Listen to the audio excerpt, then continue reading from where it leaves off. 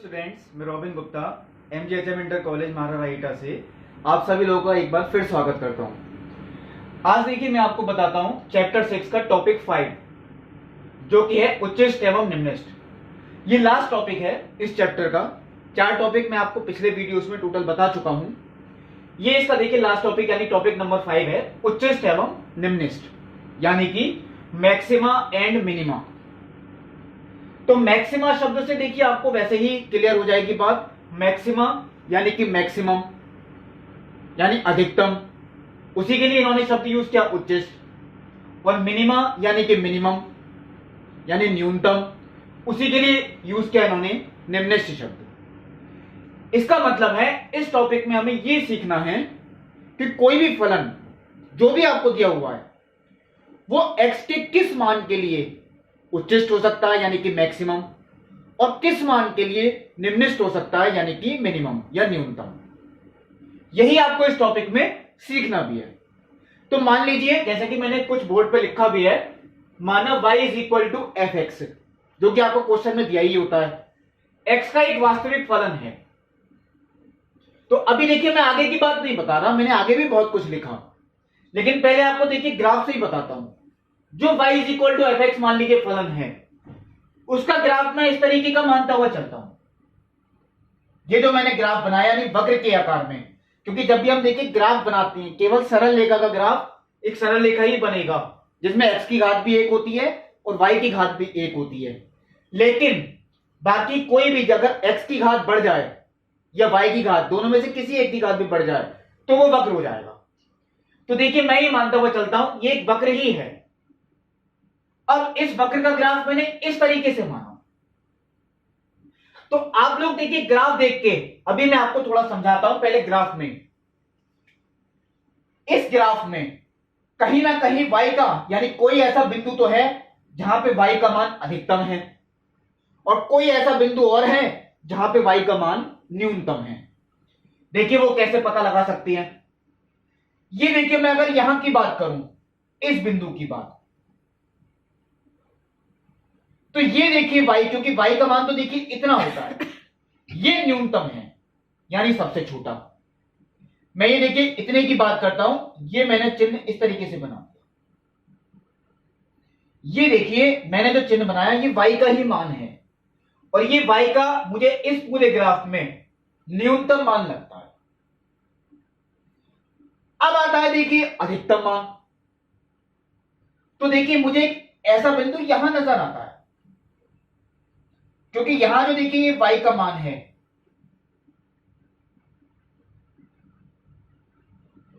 ये अधिकतम। देखिए ये y का ही मान होता है, x का मान तो सिर्फ ये होता है जो x अक्ष पर है। ये y अक्ष के समांतर है तो ये y का मान, y यानी कि fx। तो y का मतलब ध्यान रखें वो फलन का ही मान होता है। तो ये मुझे अभी नजर आया कि फलन का अधिकतम मान है, और ये चीज जो मुझे नजर आई ये मुझे नजर आती है फलन का न्यूनतम मान है। अब ये किस मान पर है मैं ये चलिए मानता हुआ चलता हूं। यहां पर जो देखिए ये x का मान है, ये मैंने स्मॉल a माना है,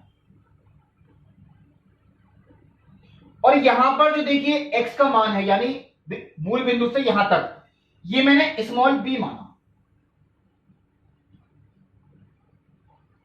देखिए संख्याएं ही हैं, नियतांक, यानी कि a यानी ये वाला मान x का, और b यानी कि ये मान x का। यानी अगर x का मान a है, मैंने यहां x का मान a रखा, तो y का मान कितना हो गया fa। यानी ये जो मान है ये fa है, ये चलिए मैं यहां लिख देता हूं। और अगर x का मान b है यानी कि ये चीज, तो y का मान कितना है fb, क्योंकि अगर x का मान b रखेंगे तो y इज इक्वल टू कितना आ गया fb। ये न्यूनतम है। लेकिन हम ये कैसे प्रूव करेंगे, ये तो मैंने आपको समझाया केवल। हम ये बात कैसे प्रूव करें कि x इक्वल टू a पर ही ये अधिकतम होगा और x इक्वल टू b पर ही ये न्यूनतम होगा। अब ये चीज आपको सीखनी है। ये चीज देखिए मैं अब बताता हूं। आप लोग देखिए दोनों बिंदुओं पे ध्यान दें, यानी ये x इक्वल टू a है और y इज इक्वल टू कितना है fa, यानी ये वाला बिंदु, तो इसके निर्देशांक होगा a, fa, यानी इस वाले बिंदु की बात मैं कर रहा हूं। और इस वालों के निर्देशांक कितने हो गए, इस बिंदु के बी कॉमा एफ बी। तो आप दोनों बिंदुओं पे एक बात नोट करेंगे, अगर हम दोनों ही बिंदुओं पे स्पर्श रेखा खींचें, देखिए मैंने यहां स्पर्श रेखा खींची, मैंने यहां भी स्पर्श रेखा खींची, तो ये एक्स अक्ष के समांतर है। ध्यान से देखें आप, ये स्पर्श रेखा देखिए एक्स अक्ष के समांतर है, और ये स्पर्श रेखा ये भी एक्स अक्ष के समांतर है। इसका मतलब अगर किसी भी बिंदु पर किसी फलन का मान अधिकतम या न्यूनतम है, तो वहां एक बात तो कंफर्म है, उस बिंदु पर स्पर्श रेखा जो होती है वो एक्स अक्ष के समांतर होगी, चाहे वो अधिकतम मान हो चाहे न्यूनतम मान हो। आप नोट कर सकते हैं, देखिए अधिकतम पे भी स्पर्श रेखा एक्स अक्ष के समांतर है और न्यूनतम पे भी स्पर्श रेखा एक्स अक्ष के समांतर है। अब आप लोग स्पर्श रेखा और अभिलंब वाले टॉपिक में पढ़ चुके हैं ये बात। जब स्पर्श रेखा एक्स अक्ष के समांतर होती है तो उसकी परिमरता कितनी होती है, 0। देखिए ये स्पर्श रेखा एक्स अक्ष के समांतर है, इसका मतलब है अगर इसकी परिमरता मैं कहूं आपसे तो वो कितनी होगी, 0। यानी इस वाले बिंदु पर, कौन से, ए पे, x इक्वल टू ए, जो ये वाला बिंदु है तो इसकी जो परिमरता होगी वो कितनी होगी, 0। इसका मतलब क्या हुआ, अब परिमरता आप लोग कैसे निकालते हैं, अगर ये आपको देखिए समीकरण दी हुई है y इज इक्वल टू कितनी, fx, तो आप इसका अवकलन ही तो करते हैं, यानी कि dy अपॉन dx, और वो कितना हो गया, f डैश x। लेकिन मैंने कहा था कभी भी जब देखिए टॉपिक कराया था ये स्पर्श रेखा और अभिलंब का, जब भी हम अब अवकलन करते हैं तो उसमें बिंदु के निर्देशांक जरूर रखते हैं, वो होती है परिमरता। तो मैं एक बात कहता हूं, अगर इस बिंदु पर यानी x इक्वल टू ए पर मैं स्पर्श रेखा की परिमरता निकालूं तो अवकलन तो देखिए f डैश x है, लेकिन मुझे x का मान कितना रखना पड़ेगा, a। इसका मतलब ये जो स्पर्श रेखा की परिमरता है ये कितनी हो गई, f डैश a, लेकिन ये भी कितनी है, 0। क्यों, क्योंकि स्पर्श रेखा किसके समांतर है, एक्स अक्ष के समांतर। फिर देखिए एक बात और दोबारा समझ सकते हैं ये चीज, वो यहां पे मैं बताता हूं। यहां भी देखिए स्पर्श रेखा किसके समांतर है, एक्स अक्ष के, तो इस स्पर्श रेखा की परिमरता वो कितनी होनी चाहिए, 0 इस बिंदु पर। और इस बिंदु पर देखिए इसके निर्देशांक अगर मैं कहूं तो x का मान b है और y का मान कितना है, fb, तो ये b कॉमा fb हुए इस बिंदु के निर्देशांक। तो इस बिंदु पर जो स्पर्श रेखा की परिमरता है वो कितनी है, 0। अब आप लोग देखिए फिर यही कहेंगे, इस बिंदु पर परिमरता कहां से आए, अवकलन करके ही निकालेंगे, यानी dy upon dx equal to f dash x। लेकिन परिमरता के लिए कभी अवकलन को ऐसे ही नहीं छोड़ते, उसमें निर्देशांक भी रखते हैं। तो यहां केवल x का ही तो मान रखना है, जैसे मैंने यहां रखा तो f डैश a आ गई। यहां मुझे क्या रखना पड़ेगा, b, तो इसकी परिमरता कितनी हो गई, f डैश b, वो देखिए मैंने यहां लिख दी f डैश b, और ये कितनी है, इक्वल टू 0। क्यों, क्योंकि ये स्पर्श रेखा किसके समांतर है, x अक्ष के, इसका मतलब परिमरता कितनी होगी, 0। अब देखिए मैं यही चीज आपको बताता हूं, जो मैंने यहां लाइन लिखी ये मैंने पहले ही क्यों लिख दिया, अब मैं आपको ये चीज समझाता हूं। यानी ये बात तो देखिए कंफर्म थी, मैं अभी आपको समझा भी चुका हूं। जिन बिंदुओं पर भी फलन का मान अधिकतम या न्यूनतम होगा वहां उनके f डैश का मान वो कितना होगा, 0। तो ये तो मैंने आपको समझा के बताई कि a पे मान 0 आ रहा है, b पे मान 0 आ रहा है, लेकिन ये आप पहले निकालेंगे कैसे, ये तो मैंने आपको केवल समझाने के लिए बता दिया कि a पे भी मान 0 है और b पे भी मान कितना है, 0। ये जो आप a और b मान निकालेंगे ये निकालेंगे f dash x equal to 0 रख के, जैसे कि आप लोग कौन से टॉपिक में करते थे, वृद्धिमान एवं ह्रासमान फलन, उसमें भी पहले आप लोग यही काम करते थे, जब इसका अवकलन करते थे तो उसे इक्वल टू 0 रखते थे। तो जब इक्वल टू 0 रखते हैं हम तो कुछ x के मान निकल के आते हैं, वही देखिए लाइन मैंने लिखी, तब f dash x equal to 0 रखने पर x के कुछ मान प्राप्त होते हैं। माना x के ये मान क्रमशः, अब देखिए ये कितने भी हो सकते हैं, एक भी मान हो सकता है, दो भी हो सकते हैं, तीन भी हो सकते हैं, चार भी हो सकते हैं। ये मैं 3 मानता हुआ चल रहा हूं क्योंकि टॉपिक जो आपको समझाना है वो 3 वैल्यू से ही कवर हो जाएगा। तो मैं ये मानता हुआ चलता हूं f dash x equal to 0 रखने पर x के आपके 3 मान प्राप्त होते हैं। कुछ तो मैंने इसलिए लिखा, देखिए अलग अलग होते हैं मान अलग क्वेश्चंस में। यहां मैं मानते हुए चल रहा हूं 3 मान, वो कौन कौन सी हैं, ए बी और सी। तो मैंने देखिए f dash x equal to 0 रखा, तो मेरे जो एक्स के मान आए, एक्स इक्वल टू ए आया। देखिए मैंने पहली मान रखा था एक्स इक्वल टू ए है, तो यहां पे एफ डैश का मान कितना है, 0। फिर देखिए दूसरा मान कितना है, बी, तो देखिए एक्स इक्वल टू बी है, एफ डैश का मान कितना है, 0। लेकिन अब देखिए एक्स इक्वल टू सी, तो एफ डैश का मान यहां भी कितना होगा, 0। लेकिन मैंने यहां सी नहीं दिखाया। एक बिंदु देखिए ग्राफ में और है ऐसा जहां पे स्पर्श रेखा एक्स अक्ष के समांतर है, और वो देखिए वो बिंदु मुझे ये नजर आता है, यहां पे देखिए स्पर्श रेखा, ये मैंने चलिए आगे तक बढ़ा दिया, और ये बिंदु देखिए मैंने ये माना, तो चलिए मैं इसे नीचे तक,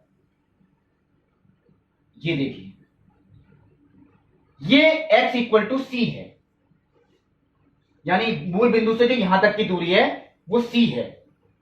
इसका मतलब ये जो मान है ये हो गया एफ सी। चलिए उसकी जरूरत नहीं पड़ेगी, ये मैंने आपको केवल यहां समझाने के लिए बताई थी, ये मैं चलिए हटा देता हूं, इसकी जरूरत नहीं पड़ेगी, ये मैंने यहां से भी हटा दिया। लेकिन हाँ ये चीज ध्यान रखनी है, ये जो x का मान है यहां पर ये कितना है, c, और यहां पर भी एफ डैश का मान यानी f dash c is equal to कितना है, 0। चलिए मैंने सी शॉर्ट में लिख दिया यहां, ये मैंने एरो लगा के दिखाया, ये एरो लगा के दिखाया, देखिए ये सी मैंने शॉर्ट में लिख दिया। तो ये 3 मान मेरे निकल के आए जो मैंने यहां माने, वो अब देखिए बताई मैंने, ये मैंने पहले आपको इसलिए बताया था देखिए क्योंकि एफ डैश का मान 0 ही क्यों होगा जहां अधिकतम होगा, क्योंकि वहां स्पर्श रेखा एक्स अक्ष के समांतर होती है।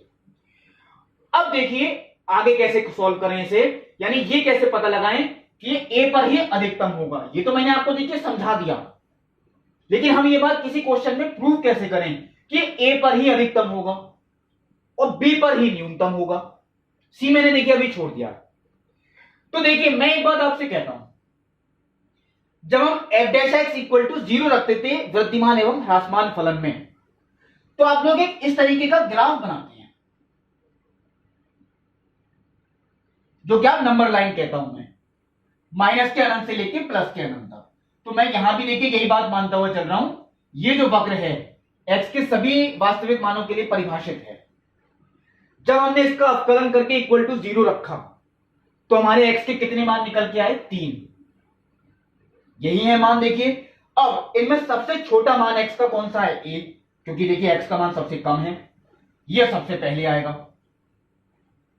फिर उससे बड़ा मान कौन सा है, b, देखिए ये है, ये इसके बाद आएगा। और जो सबसे बड़ा मान है वो कौन सा है, c, वो देखिए मैंने यहां लगाया। आप लोग यही करते थे, आपको ध्यान भी आएगा, ज्यादा टाइम देखिए नहीं हुआ। जब हम x के मान रखते हैं तो x के मान आप इसी क्रम से रखते हैं, पहले सबसे छोटा, फिर उससे बड़ा, फिर सबसे बड़ा। ये मान देखिए मैंने यहां रख दी, आप लोगों को देखिए चित्र से भी क्लियर होती है ये बात। अब देखिए आगे का पार्ट, इनके चिन्ह लगाने की बात आती है। आप लोग वहां तो चिन्ह लगाते थे मान रख के, मैं आपसे कहता था ए से छोटा कोई मान रखें, पॉजिटिव आएगा तो बड़ा है 0 से यानी वृद्धिमान हो गया, नेगेटिव हो गया तो छोटा है 0 से यानी ह्रासमान हो गया, यही आप लोग करते थे। फिर ए से बी के बीच की कोई संख्या रखते थे, ये अंतराल हो गया, फिर बी से सी के बीच की, लास्ट में सी से बड़ी, क्योंकि 4 अंतराल हो गए टोटल। अब यहां पे आपको कैसे करना है, क्योंकि यहां पे कोई संख्या है नहीं, ये चीज आपको कैसे पता लगानी है कि ए पर ही अधिकतम होगा। मैं आपसे देखिए एक बात कहता हूं, ए से जो छोटी संख्याएं हैं, ए से छोटी संख्याएं वो इधर हैं, और ए से छोटी संख्याएं वो देखिए ये हैं, ये सारी संख्याएं ए से छोटी हैं, और ए से छोटी संख्याओं के लिए ग्राफ वो देखिए ये बन रहा है। क्योंकि ये जो ग्राफ है आप लोग ध्यान दें, इनके लिए जो x का मान है वो a से कम है, यानी इस ग्राफ के इतने भाग पर कोई भी एक बिंदु ले लें आप। चलिए मैंने ये बिंदु लिया, यहां मैंने एक स्पर्श रेखा खींची, ये देखिए मैंने बना दी है। ये जो स्पर्श रेखा है इसकी प्रवणता अगर मैं कहूं तो या तो वो पॉजिटिव होगी या नेगेटिव होगी, अब तो 0 नहीं हो सकती। क्यों? क्योंकि स्पर्श रेखा एक्स अक्ष के समांतर तो नहीं है। ए से जो छोटे मान हैं उन पे कोई भी एक बिंदु ले लें आप, और वहां पे अगर हम स्पर्श रेखा खींचें तो ये देखिए इसका मान यानी इसकी प्रवणता का मान या तो वो पॉजिटिव होगा या नेगेटिव होगा। अब आपको ये कैसे पता लगे कि पॉजिटिव है या नेगेटिव? तो मैं देखिए अगर इस स्पर्श रेखा को आगे बढ़ाऊं, देखिए ये मैंने बढ़ाया, ये मैंने एक्स अक्ष को भी इधर की तरफ बढ़ाया, तो हम प्रवणता कैसे निकालते हैं? कोई भी रेखा एक्स अक्ष से जितना कोण बनाती है उसके tan थीटा का मान, यानी ये कोण अगर थीटा है तो इसके tan थीटा का मान जो निकल के आएगा वो रेखा की प्रवणता होती है। यहां आपको क्या लगेगा अगर मैं आपसे पूछूं कि थीटा का मान पहले चतुर्थांश में है, क्यों? क्योंकि 90 से छोटा है। ये जो कोण है आप लोग देखें 90 तो यहां होता, ये 90 से छोटा है। अगर ये कोण 90 से छोटा है तो इसका मतलब tan थीटा का मान कैसा होगा? पॉजिटिव। और tan थीटा पॉजिटिव यानी कि इसकी प्रवणता पॉजिटिव, क्योंकि प्रवणता क्या होती है? tan theta. और प्रवणता हम यहां पे f डैश से भी दिखा सकते हैं, यानी कि f डैश x मान लेता हूं, चलिए f डैश x। क्यों? ये x के उन मानों के लिए है जो a से छोटे हैं, तो मैंने यहां पे x से दिखा दिया। और यहां पे जो f डैश x का मान आएगा वो बड़ा होगा 0 से। यहां पे जो f डैश x का मान है वो बड़ा किससे होगा? 0 से। क्यों? देखिए क्योंकि यहां जो tan थीटा का मान है वो पॉजिटिव है, और tan थीटा यानी कि f डैश x वो ग्रेटर देन 0 यानी कि पॉजिटिव है। अब देखिए एक बात और, अगर मैं आपसे बात करूं a से लेके b तक के भाग में, ये तो x का मान कितना है? a, और ये x का मान कितना है? b। चलिए मैं अब की बार ये एरो हटा देता हूं, पहले आपको समझाने के लिए बताए थे। ये x का मान a मैंने सीधा लिखा यहां पर, और ये देखिए x का मान b है। तो देखिए a से लेके जो b तक का भाग है, जैसे कि दूसरा भाग, इसके बीच की अगर कोई संख्या रख के देखते थे हम, अब हम संख्या नहीं रख सकते क्योंकि हमें ये पता ही नहीं है फलन क्या है और ये मान कितनी है। ये हम किसी बिंदु, जैसे यहां पे मैंने दिखाया, मैंने चलिए एक बिंदु यहां लिया, a से b के बीच की कोई संख्या, उनके लिए ये भाग है देखिए वक्र का, इस पर मैंने ये बिंदु लिया और इस पर ये स्पर्श रेखा खींची। अब आप लोग यही सोचेंगे इसकी प्रवणता पॉजिटिव है या नेगेटिव, जैसे मैंने ये समझाई आपको। तो अगर मैं इसे आगे बढ़ाऊं, देखिए इतना, इस तरीके से आप लोग ओरली ऐसे भी ध्यान दे सकते हैं, अगर मैं इस रेखा को आगे बढ़ाऊं तो इसकी प्रवणता इतने कोण से निकलेगी, यानी ये रेखा देखिए ऐसे करीब आएगी। ये मैंने बहुत छोटा बना के दिखा दिया, इसे कंटिन्यू करें तो ये यहां आएगी ऐसे। ये जो कोण बनाएगी देखिए ये 90 से बड़ा है, और अगर ये 90 से बड़ा है तो ये सेकंड क्वाड्रेंट हो गया, यानी द्वितीय चतुर्थांश। और द्वितीय चतुर्थांश में tan थीटा कैसा होता है? नेगेटिव। और tan थीटा अगर नेगेटिव है तो ये प्रवणता यानी कि f डैश x ये भी कैसी हो गई? नेगेटिव, यानी कि लेस देन 0। ये देखिए मैंने आपको समझाई, यानी a से जो छोटी संख्याएं हैं उनके लिए तो f डैश x वो पॉजिटिव है। तो देखिए मैं अब एक काम करता हूं, यहां पे मैं f डैश x का चिन्ह लगाता हूं सीधा। अगर a से छोटी संख्याएं यानी कि ये, यहां पे f डैश x पॉजिटिव है, यहां मैंने प्लस का चिन्ह लगा दिया। और अगर a से बीच की कोई संख्या है, यहां पे f डैश x नेगेटिव है, यानी कि माइनस। ये बात तो देखिए मैंने क्लियर कर दी। अब देखिए आगे के भाग की बात आती है। अब आते हैं b की तरफ। मैं चलिए इस भाग के लिए तो कह चुका हूं, अब आती है इस भाग की बात जो b से लेके c के बीच में है, यानी कि ये b से लेके c तक, यानी वक्र के इतने भाग की बात करती। इस भाग पर अगर देखिए मैं कहीं भी बिंदु लूं और वहां पर फिर एक स्पर्श रेखा खींचूं, देखिए ये खींची स्पर्श रेखा, तो ये जो कोण बनाएगी ये न्यून कोण बनाएगी, जैसे कि ये बना रही थी।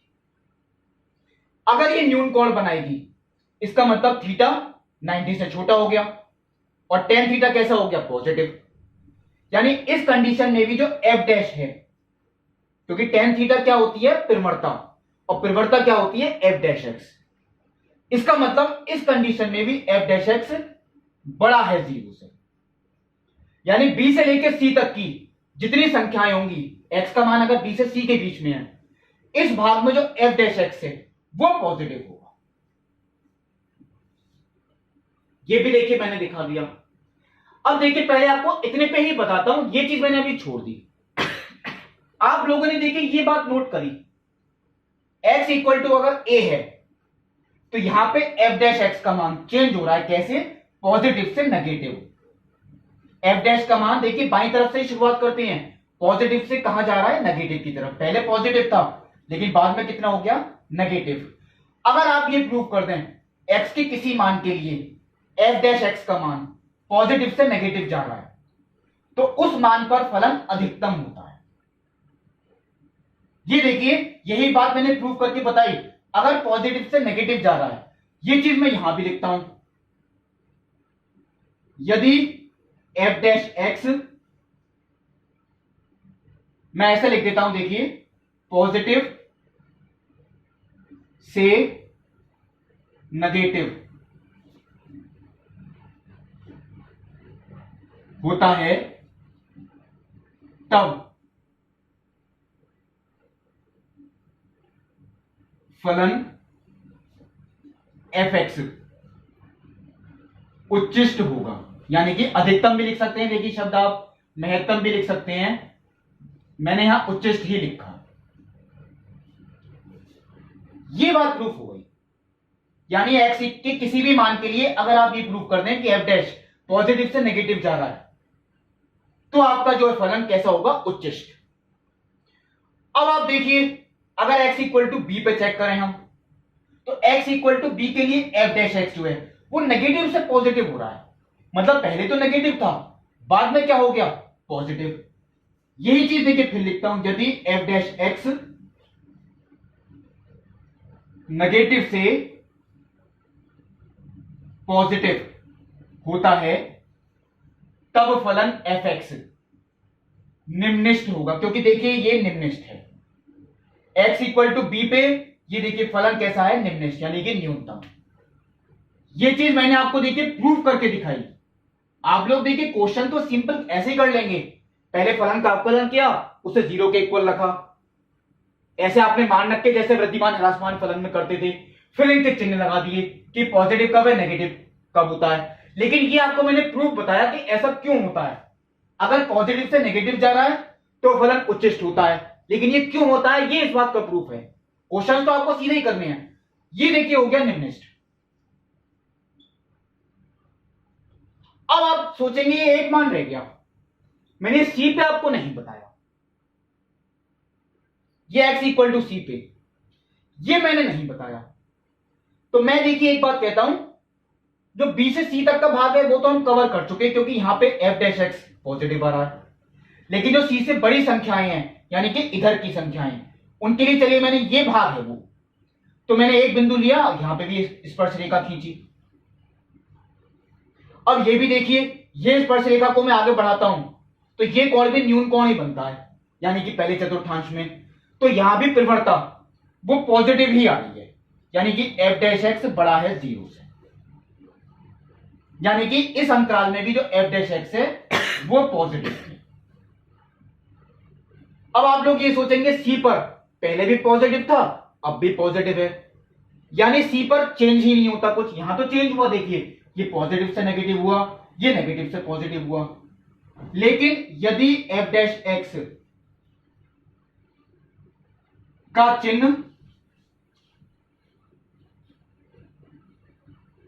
अपरिवर्तित है, यानी कि चेंज हो ही नहीं रहा, अगर नेगेटिव है आगे भी नेगेटिव आए, पॉजिटिव है तो आगे भी पॉजिटिव ही आए, अगर ये अपरिवर्तित है तब fx। अब आप लोग सोचेंगे कि यहां पे फलन उच्चिष्ट है या निम्निष्ठ, यहां पे फलन ना तो उच्चिष्ट है ना ही निम्निष्ठ है। क्यों? क्योंकि अब देखिए मैं आपको बात बताता हूं, अगर मैं आपसे ही कहूं इस मान पर कि उच्चिष्ट होगा या निम्निष्ठ, तो आगे के मान देखिए वहां पे आपको देखिए ज्यादा मान मिलेगा y का, तो किसी और मान पर उच्चिष्ट होगा वो, और अगर निम्निष्ठ की बात करें तो इससे पहले के मान कोई होंगे वहां निम्निष्ठ होगा। इस मान पर फलन कुछ नहीं हो सकता, क्योंकि इससे छोटा भी कहीं और होगा, इससे बड़ा भी कहीं और हो जाएगा। ऐसे जो मान होते हैं तब fx ना तो उच्चिष्ट होगा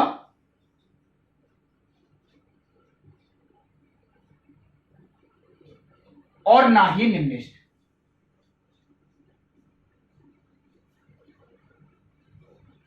ये देखिए मैंने आपको प्रूफ बताया। अब मैं देखिए ये बताता हूं इस परीक्षण का नाम क्या है। ये जो मैंने आपको प्रूफ बताया ये परीक्षण ही है, लेकिन इसको क्या कहते हैं? हमने इसमें जो अवकलन किया वो केवल एक बार किया। तो एक बार अवकलन करने का मतलब है इस परीक्षण को जो हम कहते हैं वो कहते हैं प्रथम अवकलज परीक्षण। यानी ये जो मैंने आपको ज्योमेट्रिकल प्रूफ बताया कि कोई फलन कब उच्चिष्ट होता है और कब निम्निष्ट, अगर ये आपको लिख के आता है कि प्रथम अवकलज परीक्षण से निकालें तो आपको ये इस मेथड से करना है। क्वेश्चन में कराऊंगा। ये आपका कहलाता है प्रथम अवकलज परीक्षण। तो ये देखिए मैंने आपको ज्योमेट्रिकल प्रूफ बताया। अब देखिए मैं आपको बताता हूं। अब देखिए जो उच्चिष्ट और निम्निष्ट का दूसरा परीक्षण है वो है द्वितीय अवकलज परीक्षण। और जितने भी क्वेश्चंस होंगे वो आपको द्वितीय अवकलज परीक्षण से ही करने हैं। एक दो क्वेश्चन ही ऐसे होंगे जो आपको प्रथम अवकलज परीक्षण से करने हैं। वो भी मैं आपको बताऊंगा जब प्रश्नावली आएगी। मोस्टली जो आपको क्वेश्चंस करने हैं वो सारे के सारे क्वेश्चंस द्वितीय अवकलज परीक्षण इसी पे ही डिपेंड करते हैं। अब ये द्वितीय अवकलज यानी कि दो बार अवकलन करना है। ये कैसा परीक्षण है ये भी चलिए बताता हूं। चित्र मैंने देखिए वो ही रहने दिया। यानी a पर f डैश a का मान 0 है, x इक्वल टू b पर f डैश b का मान 0 है, और x इक्वल टू c पर भी f डैश c का मान कितना है 0। वो मैंने अभी नहीं लिखा है, मैंने अभी केवल देखिए ये लिखा f dash a equal to 0, f dash b equal to 0। ये क्यों आएंगे? क्योंकि देखिए जब आपको क्वेश्चन मिलेगा तो जब आप अवकलन करेंगे यानी f डैश x और जब आप इक्वल टू 0 रखेंगे तो आपके x के यही मान निकल के आएंगे। एक x इक्वल टू a आएगा तो इसका मतलब है f dash a is equal to 0। एक x इक्वल टू b आएगा, इसका मतलब यही हुआ f dash b is equal to 0। और एक x इक्वल टू कितना आएगा c, इसका मतलब क्या है f dash c is equal to 0। यानी ये तीनों वो मान हैं जहां पे f डैश x का मान वो कितना है 0। तो अभी मैंने देखिए केवल a और b वाले पार्ट लिखे, f डैश a का मान 0 है, f डैश b का मान 0 है। अब मैं अगर ये कहता हूं कि इसका दोबारा अवकलन करें फलन का और x इक्वल टू a पर ही उसका मान निकालें यानी f डबल डैश a का, तो आपने देखिए पहले मैं आपको बताता हूं जो आपने अवकलज के लिए प्रथम सिद्धांत वाला सूत्र पढ़ा है। आप f dash x equal to ऐसे ही निकालते थे fx प्लस h माइनस के fx बटे h, या आपको ये तो चलिए दायां पक्ष अवकलज है, बाएं पक्ष अवकलज भी ऐसे निकाल सकते हैं। बस यहां पे क्या आ जाएगा मैं चलिए वो भी करके दिखा दूंगा, F A minus H minus के एफ ए बटे माइनस के एच। तो अब इसका मतलब क्या है, ये तो एफ डैश है। अगर मैं इसका दोबारा अवकलन करूं यानी कि एफ डबल डैश, तो इसका मतलब अगर मैं दो बार अवकलन कर रहा हूं तो यहां भी फिर एफ डैश आएगा, क्योंकि आपने किस फलन का अवकलन किया एफ डैश एक्स का दोबारा। तो फलन यहां एफ डैश एक्स हो गया, ये भी एफ डैश हो गया।